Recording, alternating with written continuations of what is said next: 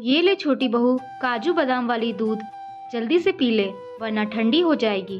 साधना जी अपनी छोटी बहू को दूध का गिलास बढ़ाते हुए कहती हैं, माँ जी अभी नहीं, थोड़ी देर में पी लूंगी, आप वहाँ टेबल पर रख दीजिए।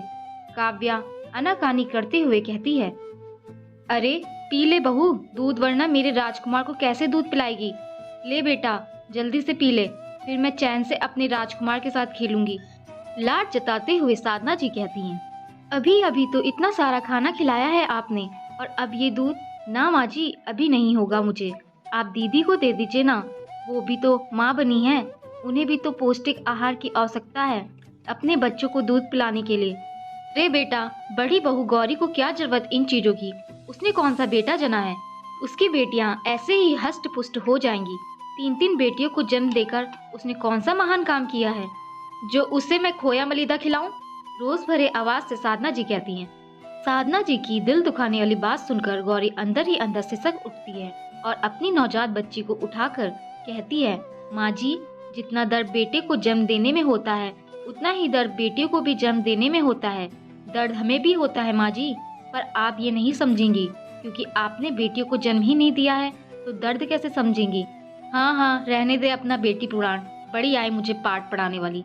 ऐसा कहकर साधना जी अपने पोते को गोद में लेकर गौरी को जलाते हुए कहती है, मेरा लाड कुंवर, मेरा राजकुमार, मेरे कुल का दीपक। कुछ दिनों बाद पोते को जन्म पर साधना जी ने बहुत बड़ी दावत रखी थी जिसमें गांव के सभी लोगों को न्योता दिया गया, पर घर की बड़ी बहू इस सबसे अनजान अपनी बेटियों के साथ एक कमरे में बंद थी, क्योंकि गौरी की बेटियों से साधना जी को कोई मतलब नहीं था।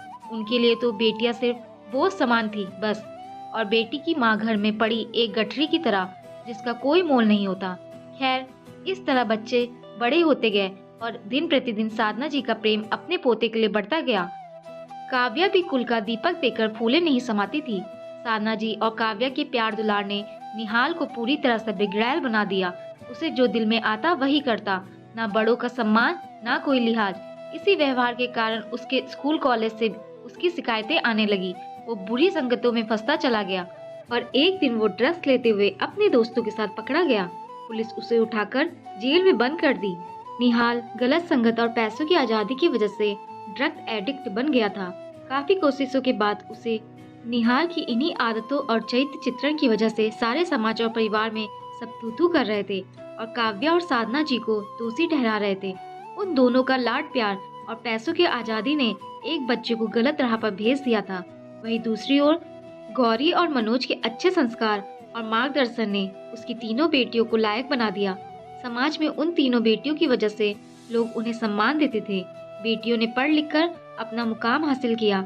आज गौरी की तीनों बेटियां कुल का नाम रोशन कर रही थीं और काव्या और नमित का इकलौता कुल का चिराग कुल की मान मर्यादा को धूमिल कर रहा था। एक दिन साधना जी उदास अपने कमरे में बैठी बैठी यही सब सोच रही थी कि तभी बाहर बैंड बाजी की आवाज से काफी शोरगुल सुनाई दी, जिसे सुनकर साधना जी बाहर जाती हैं और बाहर का नजारा देखकर आंखों से खुशी के आंसू छलक जाते हैं। बड़ी सी गाड़ी में अपनी छोटी पोती जो अभी अभी आईपीएस बनकर अपने शहर लौट रही थी और पीछे पीछे सारे गांव वाले। दरवाजे पर पहुंचते ही सबसे पहले अपने माँ पापा को प्रणाम करती है और अपने गले में पहने फूल के हार को अपने माता पिता के गले में डाल देती है, जिसे पाकर गौरी और मनोज खुशी से रो पड़ते हैं और कहते हैं, आज मेरी बेटियां मेरा सर फक्र से ऊंचा कर दिया। आज दुनिया के ताने छोटे पड़ने लगे। तुम तीनों ने कर दिखाया मेरी बच्चियों। आज तीनों बेटियां उच्च पद पर आसीन थी। तनु की खुशी से खुश होकर मनु और रानू अपने पिता का हाथ थामकर कहती हैं, पापा आप दोनों के साथ के बिना तो ये मुमकिन ही नहीं था। माँ पापा आपका साथ ही हमारे लिए सबसे बड़ी शक्ति है जो हमें आगे बढ़ने के लिए प्रेरित करती है। आज जो कुछ भी है आप दोनों की बदौलत ही है। दूर खड़ी साधना जी भावुकता भरी निगाहों से अपनी पोतियों को देख रही थी कि तभी तनु आकर साधना जी को पैर छूकर प्रणाम करती है, और जैसे ही तनु प्रणाम करके सीधा खड़ी होती है वैसे ही साधना जी अपने सीने से लगाकर भावुक हो उठती हैं और कहती हैं, मैंने आज तक तुम लोगों के साथ कितना बुरा व्यवहार किया, कभी अपने आंचल की छांव में पनाह नहीं दी, फिर भी पूरे गांव में मेरी दादी दादी कहकर तुम सबके जबान नहीं थकते थे। बचपन से आज तक तुम तीनों बहनों ने हमारा सर फक्र से ऊंचा किया है और जिसे दिल और दिमाग में बिठाकर रखा वो हमें कहीं कभी नहीं छोड़ा।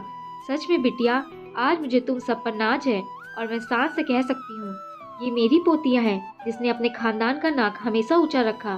फिर तीनों पोतियों को प्यार से अपना आशीष देती हैं और गौरी को अपने पास बुलाकर कहती हैं, सच कहती थी तू गौरी, काश मेरी एक बेटी होती तो मैं वो दर्द समझ पाती जिस दर्द से मैं अछूती रही।